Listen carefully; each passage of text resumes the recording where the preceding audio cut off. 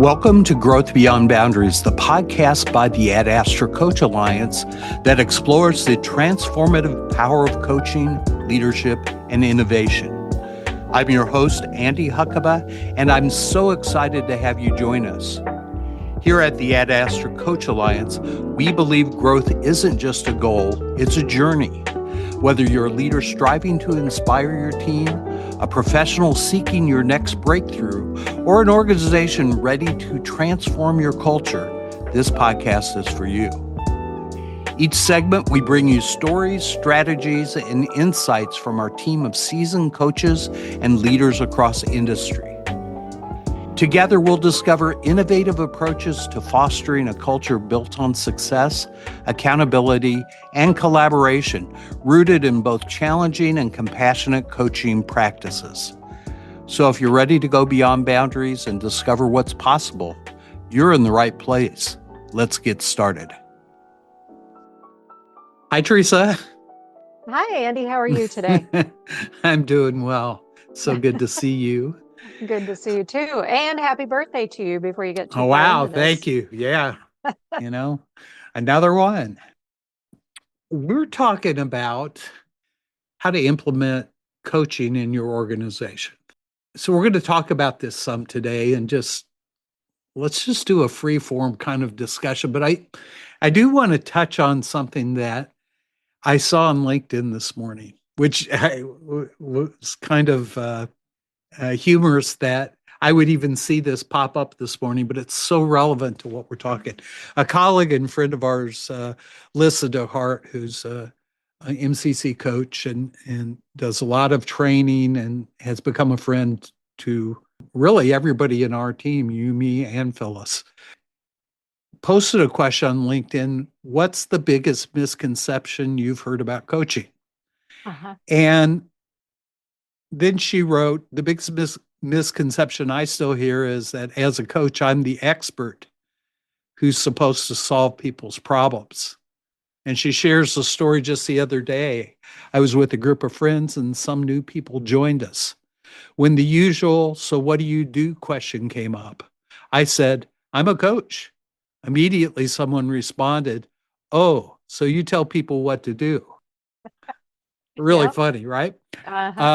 She laughs and says, well, that would be funny, me acting like I'm an expert on you, your challenges, and your capabilities. That's a good one. I often will answer the question because this comes up a lot. What do coaches do? Tell me what to do.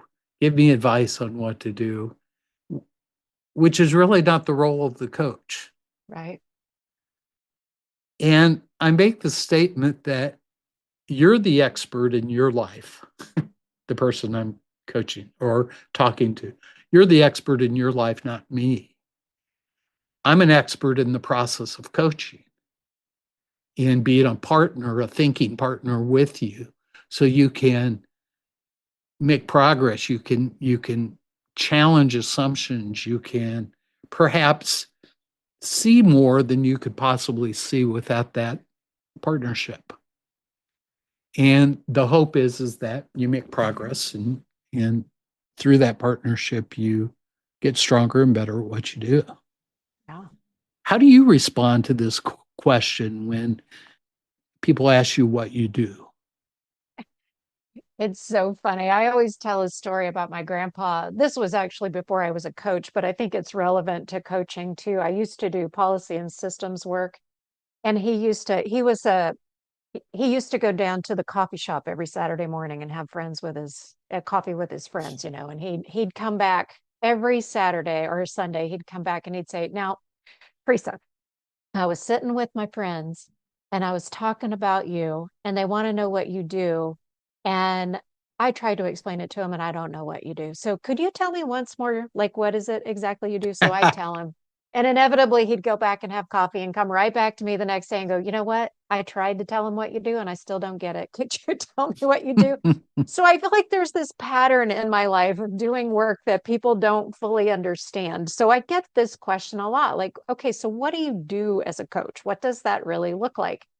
And I like to borrow what Another friend of ours really talks about as a simple definition of coaching is a thinking partner. And I think that really makes sense to people. So, we're so accustomed and acculturated to going to professionals, and I'm doing air quotes that nobody in our audience can see, but going to Right. professionals and asking them for their advice, getting their expertise, and then looking for ways to implement that in our own lives. When how many times have you gone, Andy, to a professional, a doctor, any kind of professional and asked them what to do, and they told you what to do, but you walked away and you didn't actually implement it? Like, how many times has that actually happened? Way too Well, much. way too many Right. Yeah. because it worked for them. It's their advice based on their circumstances, based on their situation. But if I tell you what to do, you're not going to do it probably because it doesn't take into account your context, your relationships, your strengths, what you know about yourself, all of the detail and beautiful tapestry of your situation and your context that you can't possibly tell me all of those intricate details that would influence the way that I give you advice. So it's such a beautiful thing, coaching, in that I trust that you are the expert in your life and your work, and you know the intricacies of your strengths and your situation. And really, my job is just to help you go through those dynamics. And so usually, what I tell people is I'm a thinking partner. You're the expert in your life, in your work, and I'm an expert in getting you from where you are to where you want to be. My expertise is in process and helping you move from where you are to where you want to be. But I'm not going to profess in any way to know you better than you know yourself. How does that resonate with you? Well, it does. And a couple things came to mind. When we give advice, when people give advice, they're assuming that they really understand the problem. Now, they may understand the problem as they interpreted it, their assumption of what the problem is, Right. but they don't necessarily understand the problem. And so they could be given advice on the wrong problem, Right. right? Exactly. And It's so that's true. that in itself is problematic. And coaches who choose not to be advice givers, the advice monster, as Michael Bungay Senior says, uh, Uh-huh. uh, people who choose not to, or coaches who choose not to give advice but to truly coach, won't fall into that trap of making the assumptions that they know what's best for this person or they know Yes. what's going to work best for this person. That they stay away from that trap because when they get into that trap, first of all, like you said, most people aren't very good at taking advice, Hmm. right? I forgot what the statistics are, but something like 10% of the people who get advice actually do something with it, Right. and the rest of the people don't. And why? Because they don't own it. It doesn't Right. resonate with them. It doesn't take in consideration all these things that you mentioned. It's And so as a so coach, we true. don't do that, right? It's so true. And um, I do a lot of training in organizations, and we do a lot of training in organizations where we teach managers and supervisors to use coaching skills. And I usually give this really very easy example of what coaching looks like. And I'll just tell you really quickly. So I have three kids, as you know, and once my middle son in particular, we were sitting down to dinner one time when he was about 5 years old, and he came home and we were sitting at the dinner table. It was just a normal conversation. And just out of the blue, he says, there's a kid being mean to me on the playground. And I was like, what? There is a what? And immediately, like I'm in problem solving mode, and you can see me, like, again, listeners can't see me, but my back is really straight. Like I'm alert, my back is straight, and I am in problem solving mode. And it's interesting because I had just started coach training at that time. So while my back got straight and I was in alert mode, I did make a different choice in that moment. And instead of saying, who is it? and tell me who it is and I'll go to school and I'll fix this for you. Instead, what I said to him was, I'm sorry that's happening. That must be really hard to have your recess ruined like that every day. Let's assume it's going to happen again. So if it happened again, what would you do next?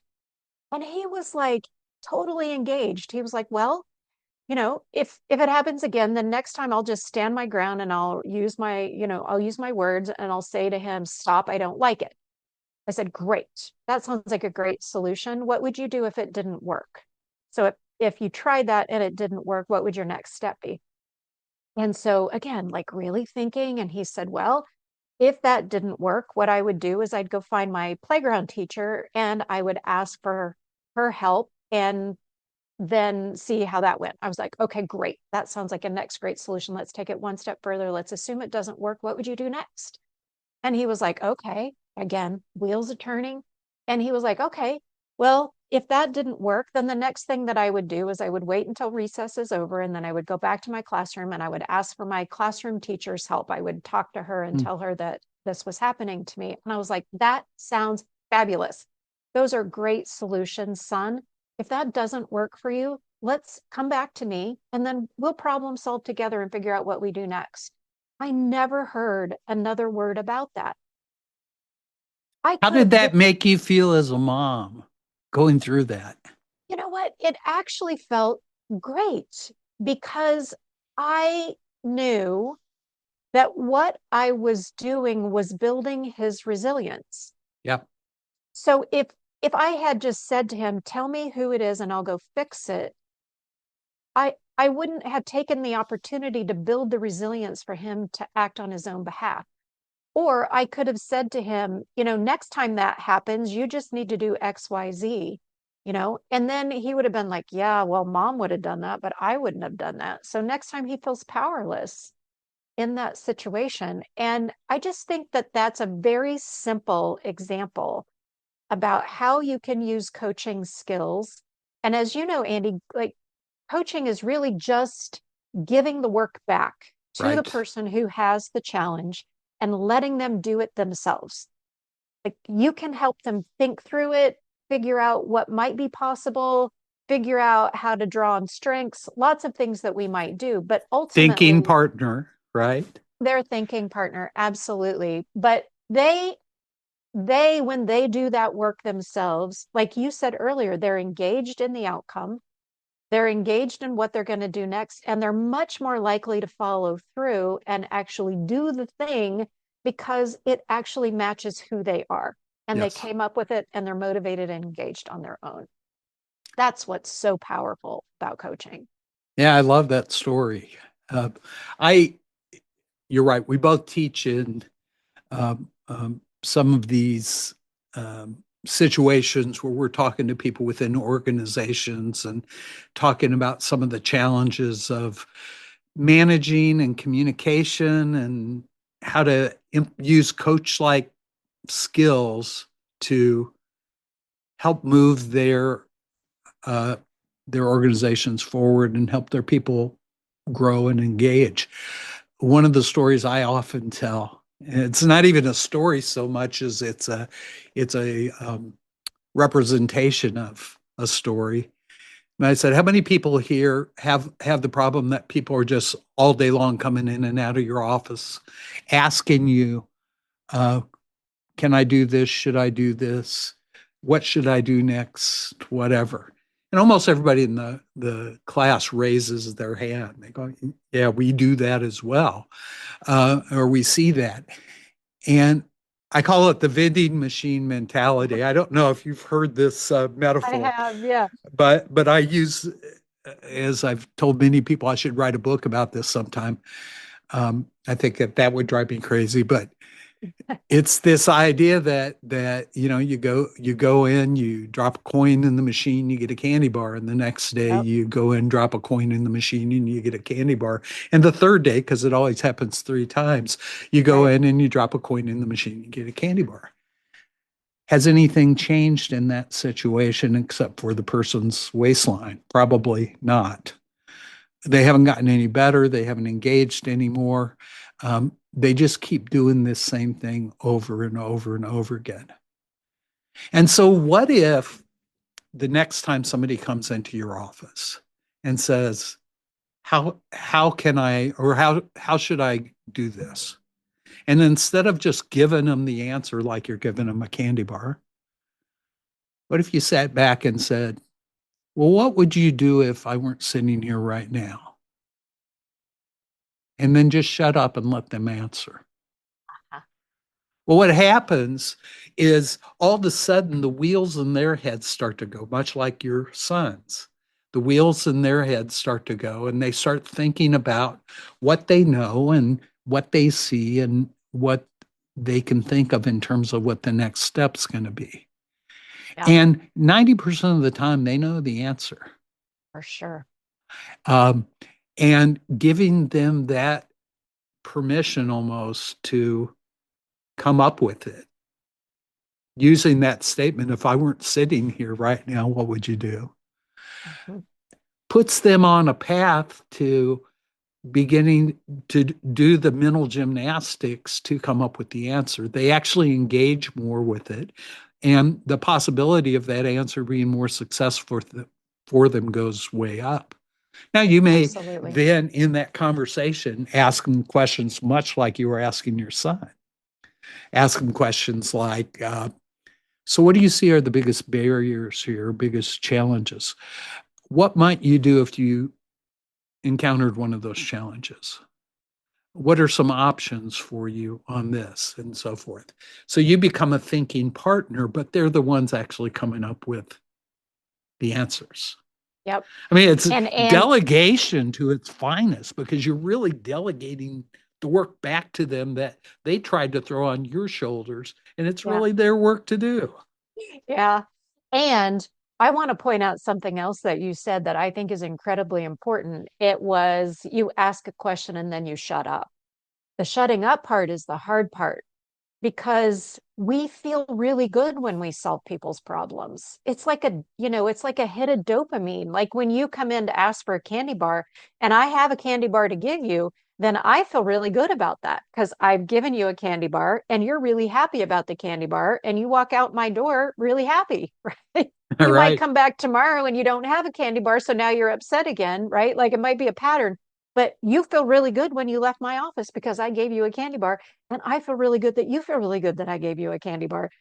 So the hard part is the shutting up part. It is the shutting down the desire to help and give somebody advice, right? Like that's for us.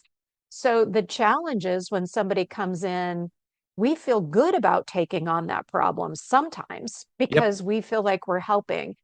And, I always say to people, there's a darker message when we solve people's problems for them. If I go back to my story about my son, there's a darker message embedded in giving somebody advice, which is, I don't think you are smart enough to do this on your own. So let me tell you what I would do because I am smarter than you.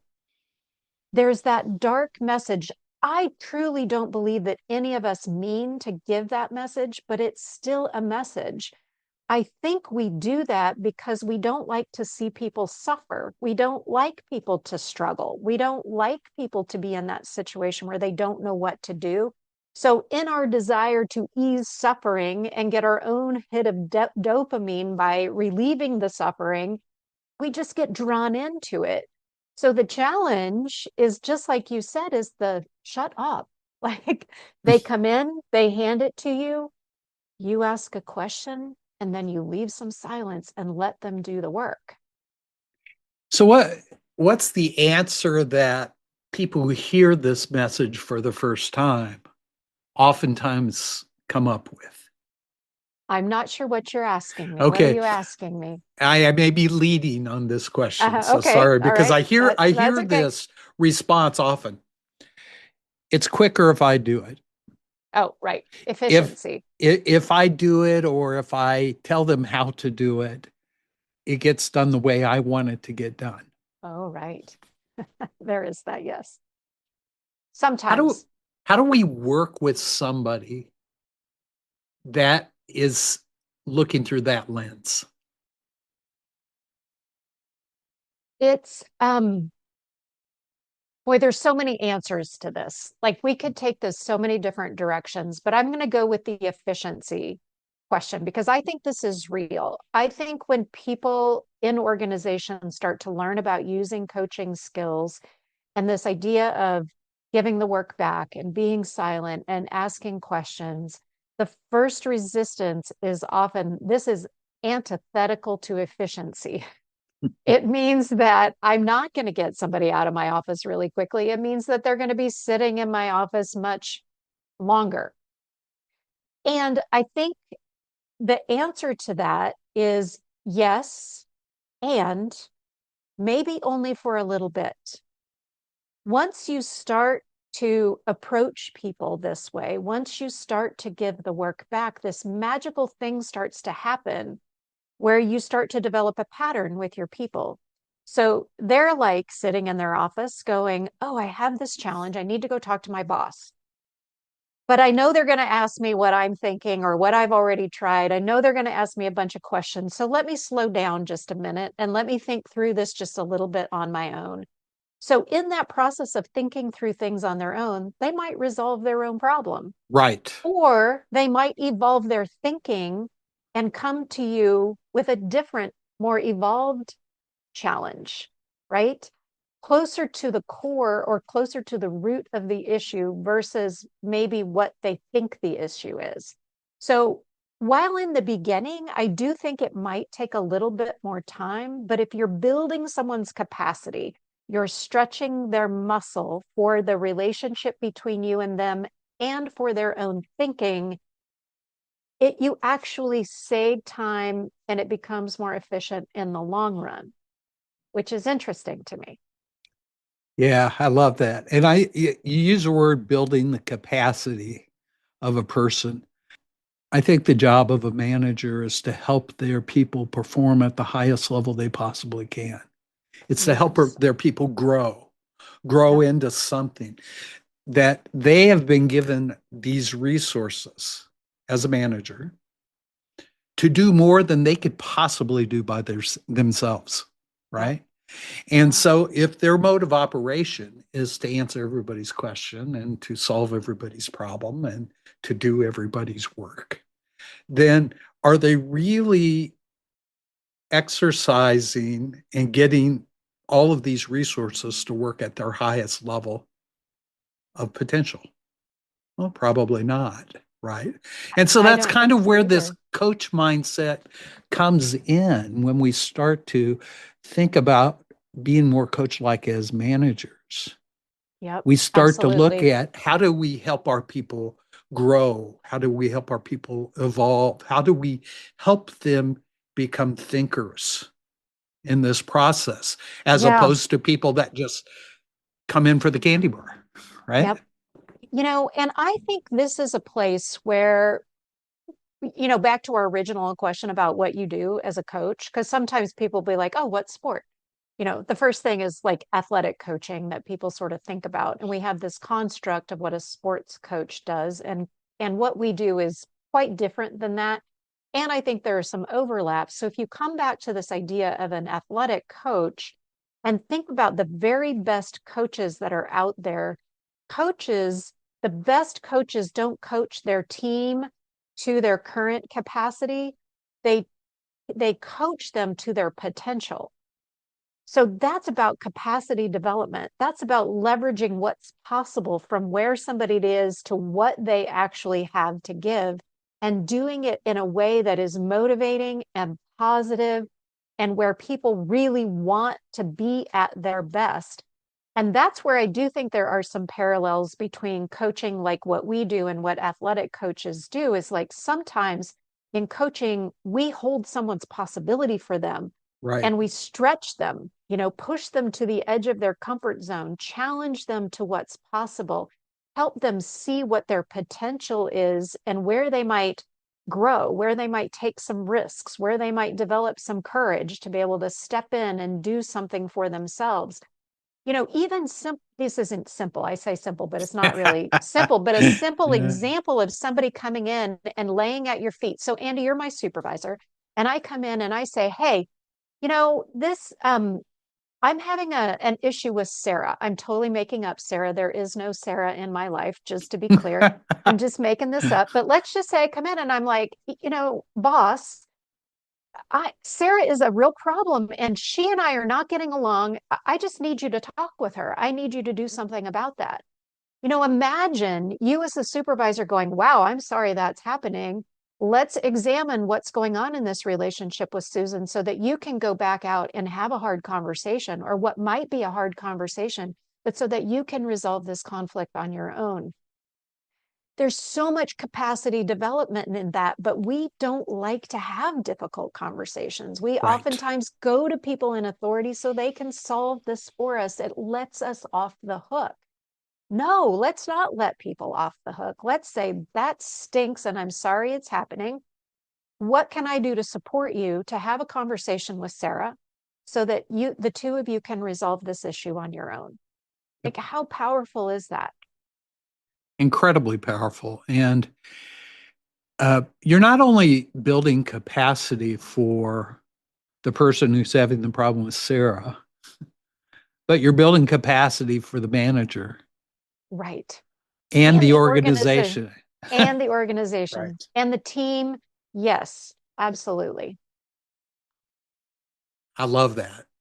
So, as we talk about organizations and coaching, and I might be pivoting here a little bit, maybe too fast, but that's okay. We'll take care of that in editing.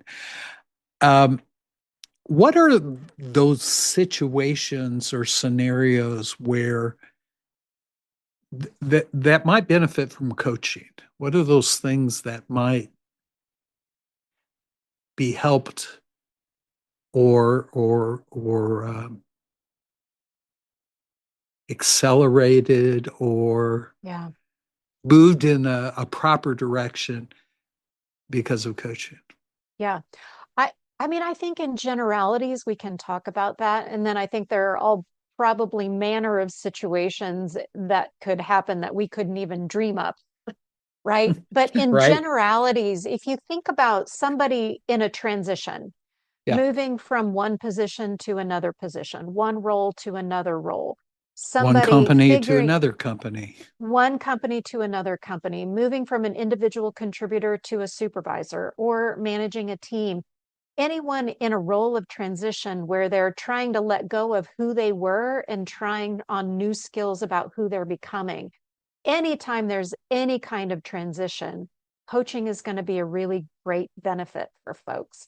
I think anytime there's conflict, it's a great benefit for coaching because in conflict, we tend to get wrapped up emotionally in that. And what a coach can do or a coaching approach can do is help you take the emotion out of it and be able to see it from a much more objective vantage point. So by taking the emotion out and then saying, okay, what are the circumstances? What could you do differently? What is the result that you'd like to have? What's the outcome that you'd like to see? What's the one thing that Sarah could do differently that you would like to ask her, or what boundary would you like to set? Anytime there's conflict associated with anything that's difficult or messy or complex, or there's 50 ways to go about doing it and sorting through it would be helpful. I think those are all Yeah, situations that really benefit from a coaching conversation. I agree. You know what we're doing there um, from a neurological side is we're moving from this reactive mode, this mode that basically comes out of our amygdala. It's the fight, Right. flight, or freeze uh, mindset where we're reacting to something in the moment to a more thoughtful, reasoned uh, mindset that's really coming from the prefrontal cortex. It's that um, how do these dots connect? What's the reasoning behind these? It's when we tell people when they are in a situation that gets heated, you have a few different options, right? One option is to step into that and fight. Hmm. That's the reactive. One is to step back and say, what's going on here? Yep. right? And to Absolutely. try to think through it from a rational standpoint as opposed to an emotional standpoint. And in a way, coaching allows people to do that. It allows them to step back and say, what's really going on here? What are the Absolutely. components? What am I seeing? What are the assumptions that are involved here? Uh, how am I contributing to the problem? Yep. All of that. Absolutely. And what we know is that's really hard to do by yourself. It's really hard to get a little bit of distance away from any situation that you're in because you're in it and you've made up your own stories, you've made up your own assumptions, you have your own biases, and once we get entrenched in a story, it's really hard to get that distance and to step away and get just a little space in between where you are and what the truth of the story is. And really, our story is really only one story. The other person involved or the other people Mhm. involved, they all have stories too. Right. Ours is just one. And, unless you're perfect, which none of us are, your story's probably not completely right. Yep. It's probably got a little bit of fact and a little bit of, truth to it, but there's probably a little bit that might be an assumption or something that we're just making up. So coaches coming alongside somebody also, like you said, Andy, help get a little bit of distance in between that scenario so we can look at it a little bit further away and have a bigger sort of landscape view of that issue so that we have more avenues or more ways that we can move forward because we can see it from a little bit detached viewpoint. Yeah. I agree with all of that. Anything that has the word change in it, job Yep. change, Yep. company change, life change, industry change, blah blah blah, right? All of those different types of changes um, are great places to implement coaching. Uh-huh. Um, And I would also add anytime you want to motivate, anytime you want to increase engagement, anytime you want somebody to come to work and give their very best, anytime anybody is highly motivated to grow and develop themselves, contribute to the company, contribute to the outcomes, any of those scenarios, because coaching, I truly believe, is one of the best strategies for buy-in and engagement. It's a great strategy. And as you know, Andy, from the data, people, the biggest leverage point within an organization for people to feel good about what they do and to stay in their job is their relationship with their direct supervisor. of People course. don't leave organizations, they leave people. So if people within the organizations are approaching people as if they are smart and creative and they have all the answers and you just become their partner, then they feel trusted.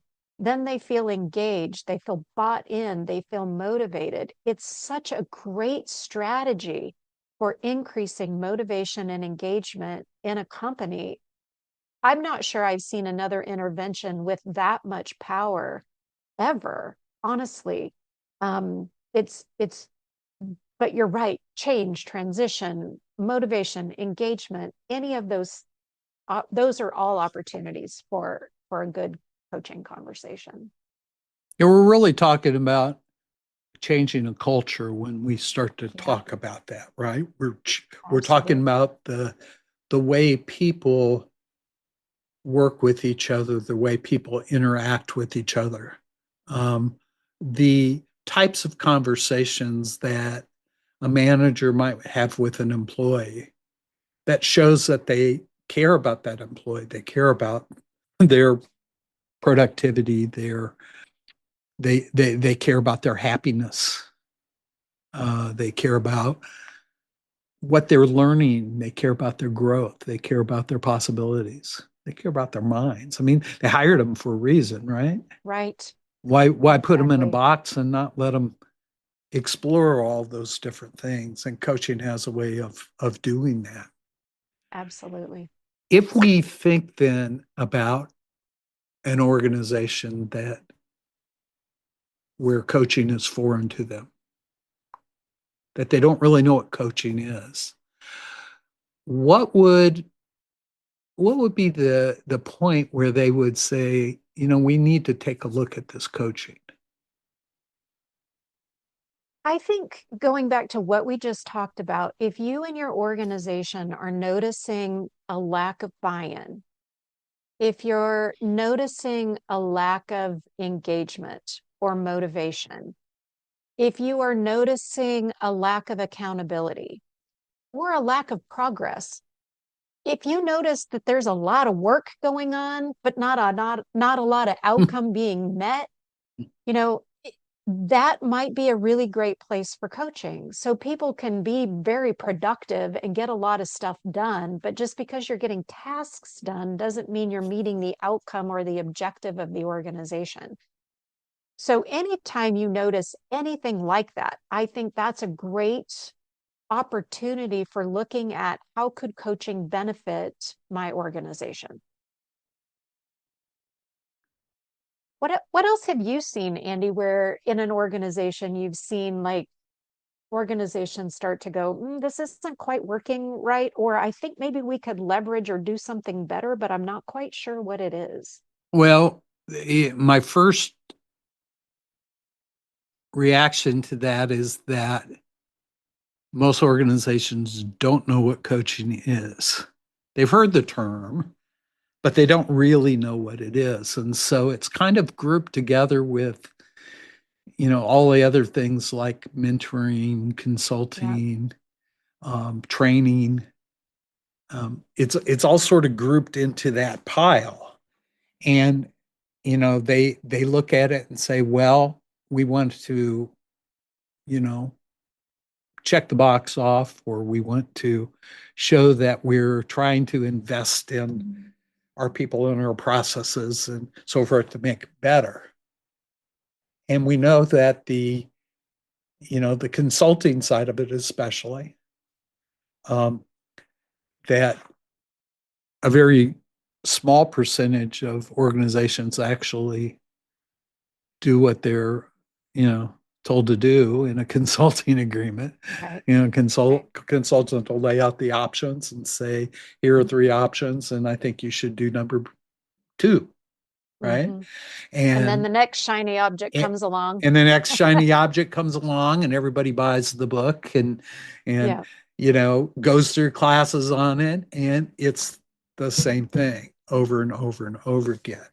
But the question is how do you make some of that real? Yeah. Uh, Actually, we're trainers too. We train and we consult to a certain extent, but I think the three of us, you, Phyllis, and I, all truly understand that if you take a organization through a training program and you don't follow it up with coaching, you really minimize the results. So there's a real tie between this follow-up coaching and the training that they've received.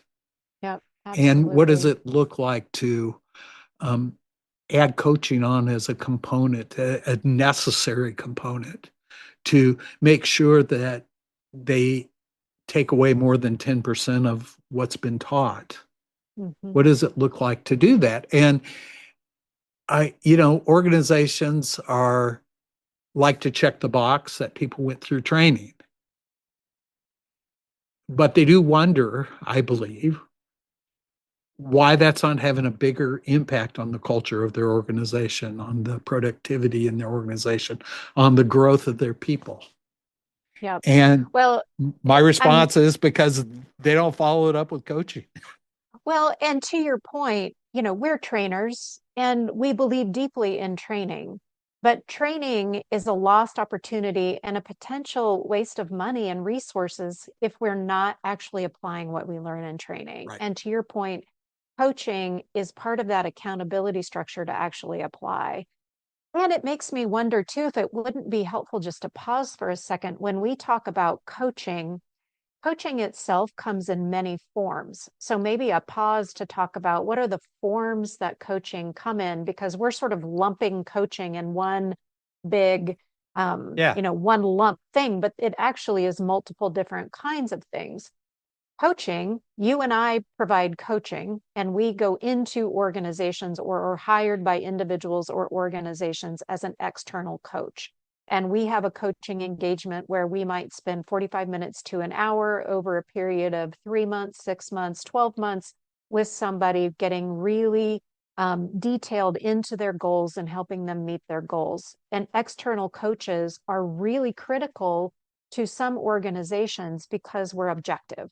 We don't have a dog in the fight. We don't know the dynamics. We have um, that that ability to sort of stand back a little bit and provide a little bit of objectivity to a situation. So there's great benefit in that.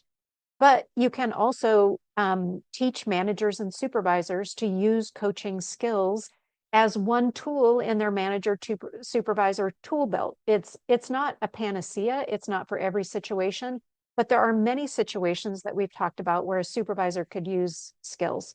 You can also scale coaching in an organization by doing things like peer coaching or peer coaching circles. We have a fabulous peer coaching circle model where we teach people how to use coaching skills, but then through a facilitated process, use coaching skills with each other with just a facilitator where you could scale it. There's also group coaching where Right. a coach might coach a bunch of people. So it's a little bit more cost effective than an individual coaching engagement. So there are all kinds of ways that coaching can be deployed in an organization. And to your point, if you're creating a coaching culture, it's probably going to be beneficial to the organization to employ multiple different kinds of coaching interventions to really get that embedded in a culture where it's not a shiny object. It just becomes a way of engaging. Yeah. Thanks for laying that out. And yes, I think that's true. The one-on-one coaching, the peer coaching, the team coaching, the group coaching, all are different ways to deliver coaching.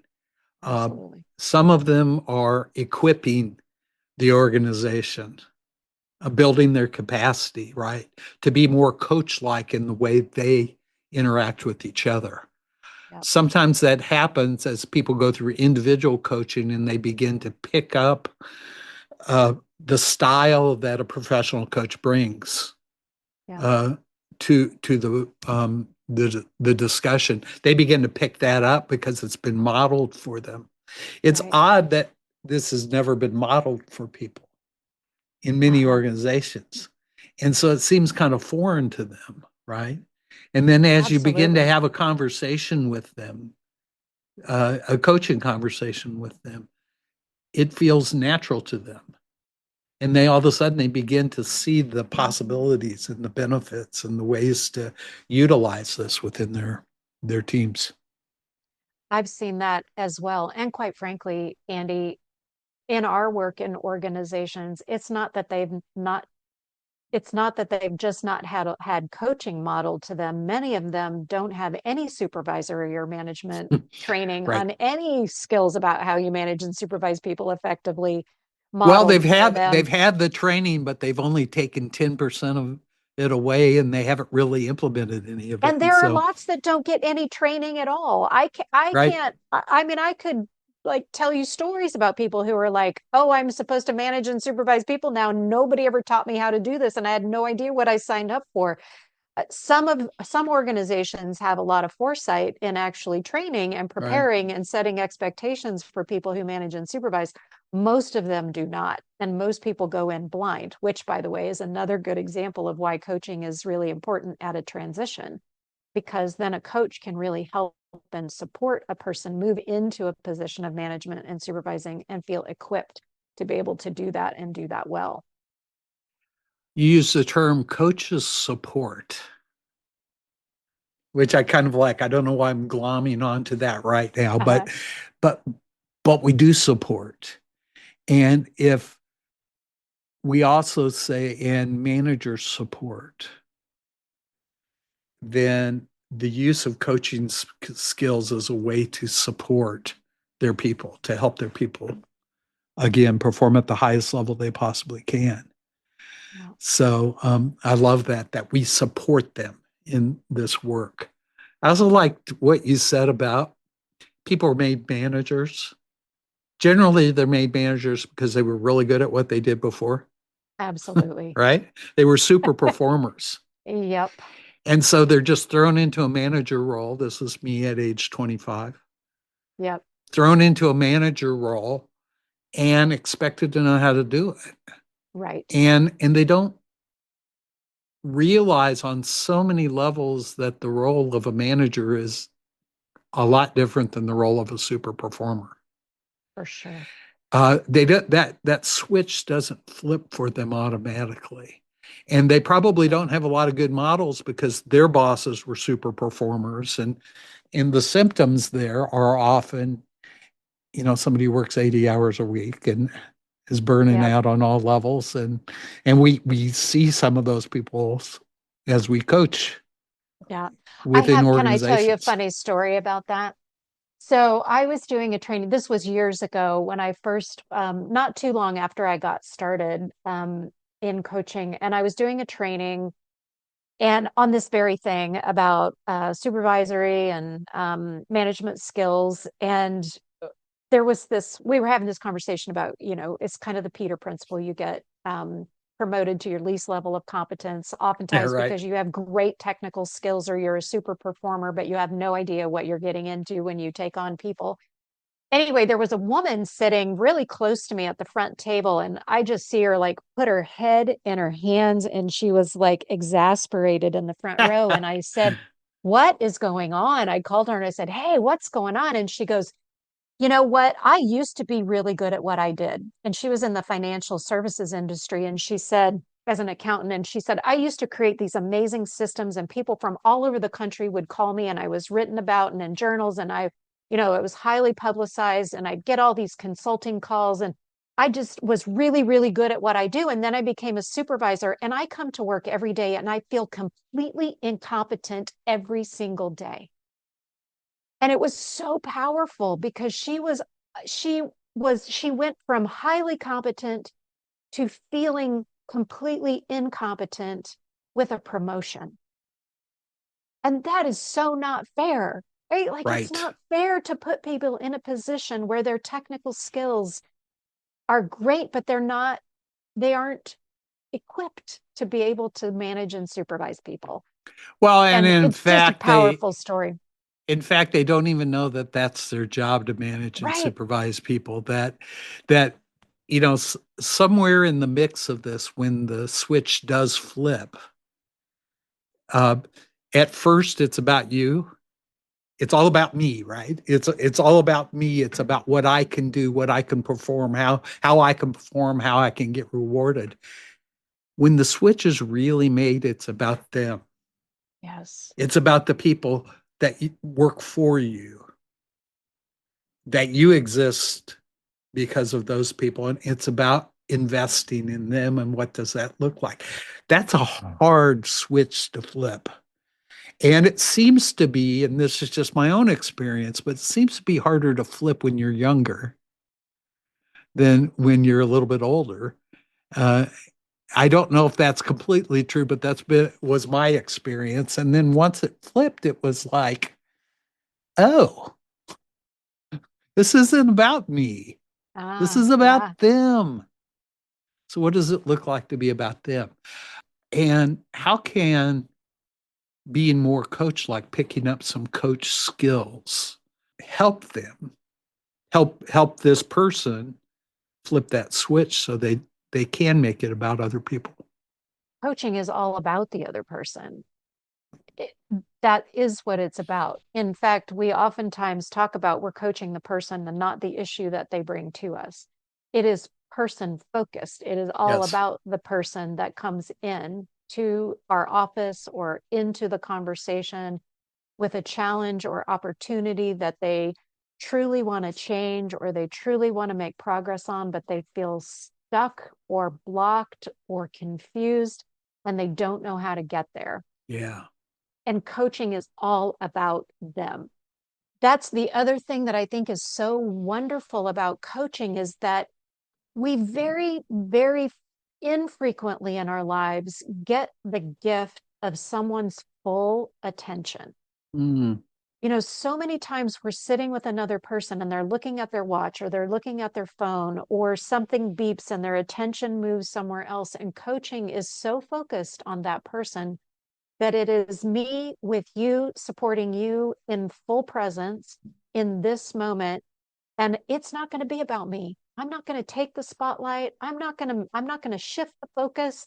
I'm going to keep the focus right with you and acknowledge that this is hard for you and talk about why it's hard for you. We so rarely get that in our lives where it becomes about us and stays about us. you know, Most of our conversations, we go in and then they're like, oh, I've been in that situation before. And suddenly it becomes about them. And we're like, wait a minute, how did I become your support in this right. conversation? Because I They thought I was the hijacked. one with the chat. You Yeah, get yeah, yeah, hijacked, right? yeah. So, to your question, I think at its foundation, coaching is about the other person. And through the training or modeling or just flipping a different kind of switch where you are like, oh, this is about you, it just changes that orientation to the conversation and the approach in such profound ways. It's simple yet profound at the same time. So let's talk about, and you've alluded to some of them, but let's talk about some of the skills. If we were to um, say, well, these are some of the skill sets that break down in coaching, whether it's a manager coaching an employee or whether it's a professional coach like us coaching people within the organization. What are some of the key skills that are important to make this successful? There It's hard to talk about them individually sometimes because I think there is kind of a tapestry of skills that go together. But if we were trying to unwind some of this tapestry for just a minute, I'm going to put a few of them first and out front. I think listening is the first one. We have 2 ears. We think we're good at it, but most of us are really, really, really bad at it because we aren't really listening. What we're doing is we're trying to formulate what we're going to say next, or we're paying so close attention to the problem that we start wanting to understand the problem. So we start asking questions about the problem. We're really not listening. So listening, truly listening becomes the first and most important skill. And it And is a skill that you can develop. yes, and listening to understand, not Right. listening to respond. Absolutely. Our Which reactive is, nature is yes, listen to respond. Our thoughtful nature is to listen to understand. And if we make that absolutely. pivot, then all of a sudden listening becomes easier. There's a lot of other things going on with listening, though, right? That Yes. that are dynamics in the fact that a person can speak at about 150 words a minute. They can listen at 800 words a minute. And the stat that kind of blows me away is all the self-talk in our head, Yep. 4,000 words a minute. Wow. I'm And impressed you know those stats. yeah, well, I use those some in my teaching Okay, because I want to nice. illustrate why it's so hard sometimes to listen. It And is so and hard. so even before listening, there's I think one skill that I'm going to insert ahead of Yes. listening, and that is presence. Yep. How do you get out of your head and into the space with somebody? Somebody walks in your office and needs to have a conversation. How do you pivot so that they are the only person that you're thinking about at that point in time? And Yeah. as coaches, we learn to do that. We've gone through, the training on how to be present, the Doug Silsby work. And um, there's a lot of work out. It was Doug Silsby, right? Um, Yeah. Learning how to be present in a situation. We recognize that we can't just tell our heads we're going to be present because 3 seconds later, we're out of presence again. Right. Right? We wander because there's Right. that the 4,000, words a minute self-talk going on in our head all the time. And so we employ something called centering as coaches. We center ourselves. We become aware of our physical presence wherever we are. And as we do that, it slows our minds down. And we've Right. got certain drills that we use, but it's basically muscle memory that we try to build in, where when our mind is flying all over the place, we have a way to become more present in that situation. I use it Mhm. every day. Absolutely. And in all fairness, it might be a little bit easier. Well, it's probably a lot easier for us. Not only do we have training and we practice it and we do it, but we also have scheduled calls. So we can take a break moments before we go on to a call and recenter ourselves. We have that luxury. Now, to the people that we're talking about inside organizations, if you're a manager or supervisor, you might not have that luxury. You might be sitting at your desk and somebody comes running in and needs your attention at this very moment. So that shifting of focus is even harder because you might not have the luxury of a little bit of time. And it's learning how to listen and learning how to be present. I think, Andy, I don't know about you, but I think it's a lifelong journey. It's like we're talking about, a marathon, and we've got to start somewhere. So we might be starting to talk about, okay, how do I jog for a minute versus how do I do a marathon?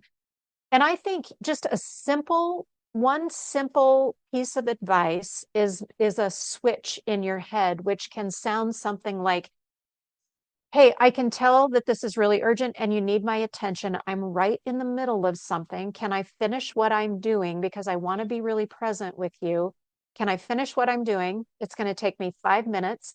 I'm going to run to the break room and I'm going to grab a cup of coffee. And then can we meet in your office in 15 minutes? Something like that that gives you just a little bit of space in between you and the conversation so Right. that you can finish what you're doing, so you can get it out of your head, right? Like, because if it's still in my head, it's really hard to get rid of it. But if I can get that email done or finish or at least get us to a stopping point, then I can do that physical movement of going to get a cup of coffee or walking out of Yeah. my office, which allows me to sort of quiet those thoughts. I think having something tactile in your hands, like a hot cup of coffee, is very grounding. Like it is like, okay, and you have to slow down with a cup of coffee. You can't go fast. So it helps because you're going to burn yourself otherwise, right? So go grab something hot, walk to their office. You might even walk to an empty conference room and not their office, because an empty conference room or a neutral space where your computer is not there and their computer is not there and their to-do lists and all that stuff that screams at you. These are some practical ways that you Right. can be more present, that you can listen better, um, because otherwise it's a lifelong journey. You have to Right. do it over and over and over and over Again, it's again to muscle really build. memory. It It's a is. tool. It can be learned. And the word that comes to mind when you explain, some of your process there is intentionality, Yeah, that we need to be intentional about being present. So, what does absolutely. that look like? We've all known people in our lives who make us feel like we're the most important person in the room. We're the most valued person in the room to them at that point in time. And that really means something to us. It shows to us that they care, that they're invested in us, that they want something good for us, and they're willing to pivot and give us that time to do that. And so when we talk about presence, it is a skill. It's not just a state of being, it truly is a skill that you can develop. And if you then take presence and add on this listening to understand, listening out of presence, then your ability to hear more, to be more present with that person, to listen deeper, is enhanced. Another skill that I think of is reflection. Mm. That as coaches, we oftentimes are reflective of what a person is saying, what they're bringing into the room. And people appreciate that reflection because they want to hear how other people are perceiving them. And so we are able to reflect, and we're taught to learn how to be very reflective by listening to their words, listening to their Yep. language, listening to their body language, and so forth, and being almost a mirror to them so that they can see how they're being received. Yes, that's so powerful. And embedded in all of that, I think, is something that's really important is this it's trust, a foundation of trust or a foundation of belief that you want what's best for me, that you have my best interest in mind, that you won't judge me. When you are, and I think presence and listening and reflection actually buy you trust. Yes. Part of it is how you walk into a room and treat the other person as smart, as creative, as able to figure things out. But by being present, by reflecting, by truly listening, you're also sending that sort of nonverbal message that you just described, which is that I care about you. I care about you enough that I am going to sit with you and be fully present and really hear what you're saying. So I think this is part of that tapestry is trust and non-judgment and a belief that you want the very best for me. I think that's so important. Somebody sent me an article recently. This is I wish I could remember where it was published. I think it was a Kansas City newspaper or Kansas City publication about Coach Andy Reid of the Kansas City Chiefs, Hmm. who his coaching philosophy boils down to two words. And he keeps it apparently in his office, either on a sticky note on his computer or in his office. And the words are don't judge. Hmm. So powerful.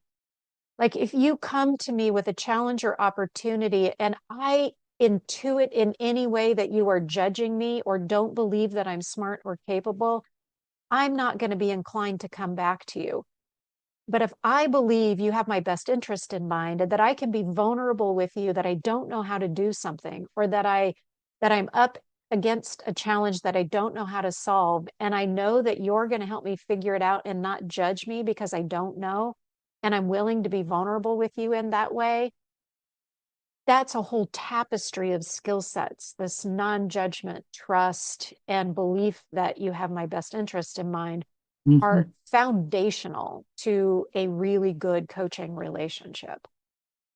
Certainly not the last skill, but a critically important skill is inquiry, Yep. the ability to ask questions. And so one of the things that people recognize with coaches is coaches ask a lot of questions. Mhm. They don't make a lot of statements, they ask a lot of questions.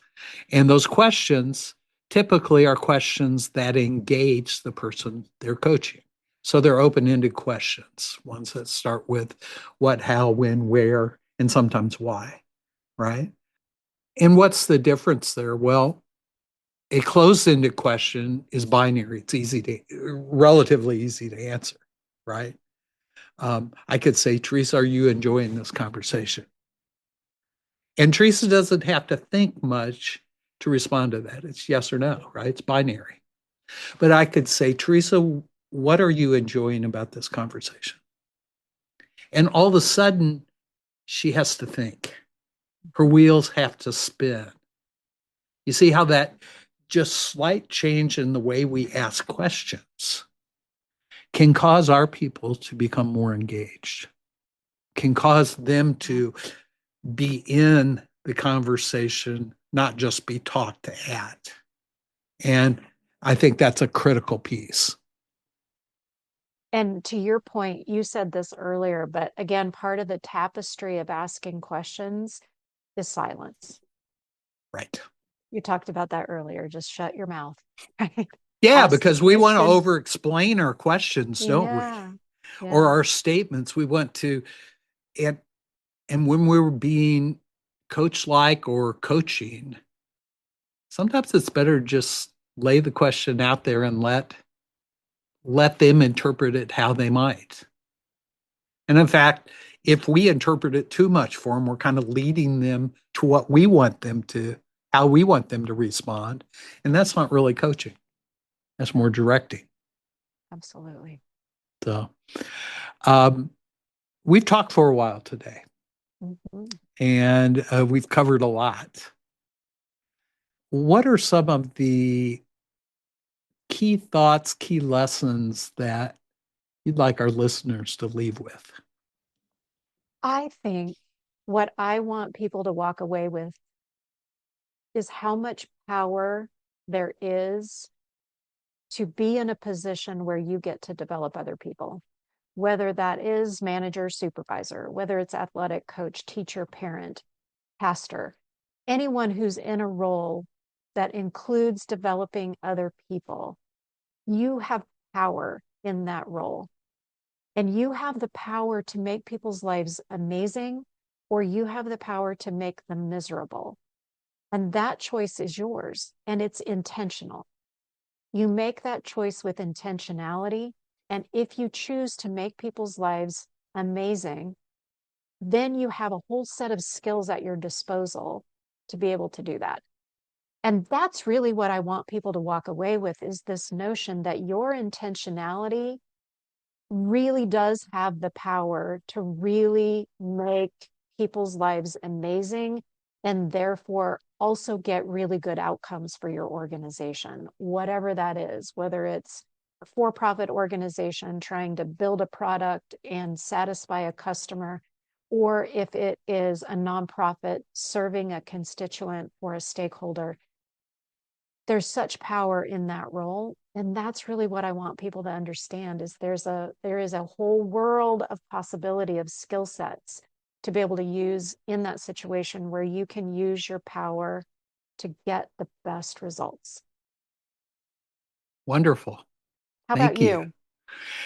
Well, I think there are so many things. I am a strong believer in the power of coaching. I believe coaching can transform the way you interact with people. I think it can transform a culture within an organization. I think it can transform attitudes of the people who work within an organization. I think it can build trust within the organization.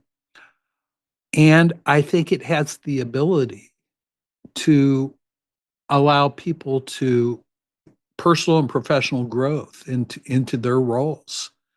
It by having coaching as an instrument or a practice or a cultural piece within your organization, all of a sudden you people will grow, people will engage, people will reach further than you can ever imagine they would reach because you've given them the opportunity through a coach like conversation to do that.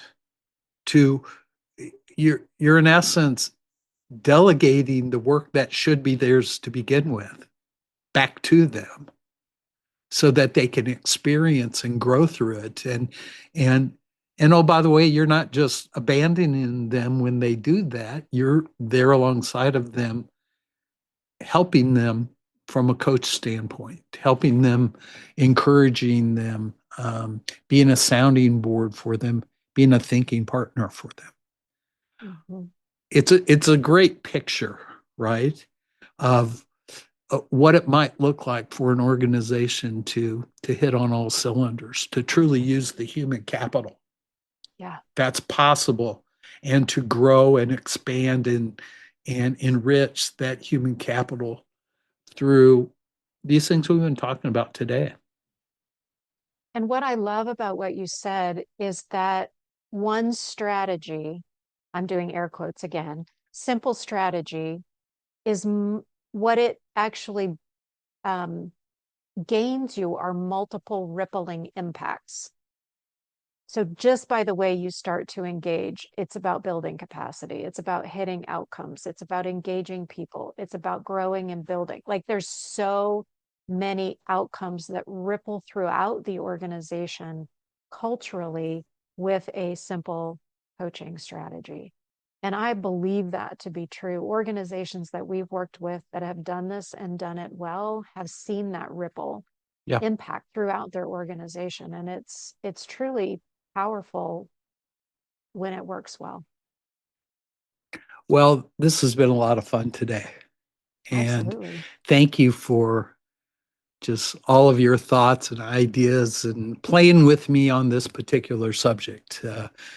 I hope those of you who are tuned into the podcast have gotten something out of this that is helpful for you, that's useful.